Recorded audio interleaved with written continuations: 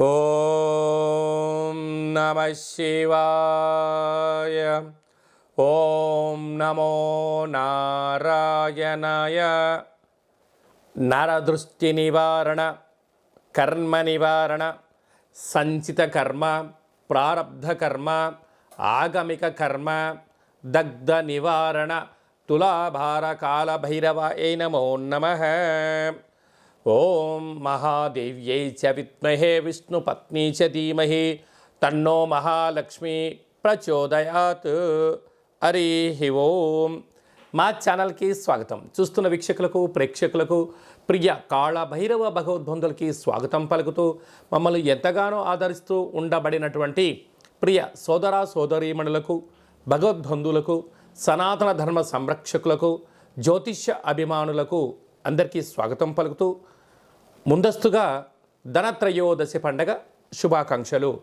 అందరి ఇంట లక్ష్మీదేవి స్థిరనివాసంగా ఉంటూ అందరికీ భోగభాగ్యాలను, సుఖశాంతులను ప్రసాదించాలని కోరుకుంటూ ఆశీర్వచనం.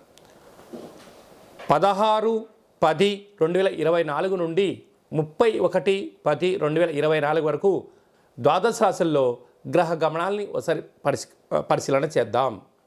వృషభ రాశిలో దేవగురు బృహస్పతి సంచార స్థితి, కన్యరాశిలో కేతు సంచార స్థితి, తులారాశిలో రవి బుధ సంచార స్థితి, వృశ్చిక రాశిలో శుక్ర సంచార స్థితి, కుంభరాశిలో శని భగవానుడు సంచార స్థితి, మీనరాశిలో రాహు సంచార స్థితితో ద్వాదశ రాశుల్లో గ్రహ గమనాలు ఈ విధంగా ఉన్నాయి.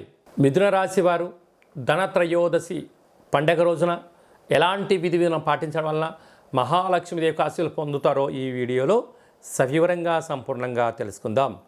మిథున రాశిలో ఏ నక్షత్రాలు వస్తాయనగా మృగశిర నక్షత్రంలోని 3వ పాదం, 4వ పాదం, ఆరుద్ర నక్షత్రంలోని 4 పాదాలు, పునర్వసు నక్షత్రంలోని 1, 2, 3 పాదంలో కలిపితే మిథున రాశి అవడం జరుగుతుంది. చాలామందికి పుట్టినటువంటి కాల సమయంలో డేటా బర్త్లు లేనటువంటి కారణం వలన పేరు యొక్క మొదటి అక్షరాన్ని అనుసరిస్తూ ఆ రాశిని తెలుసుకునే ప్రయత్నం చేద్దాం.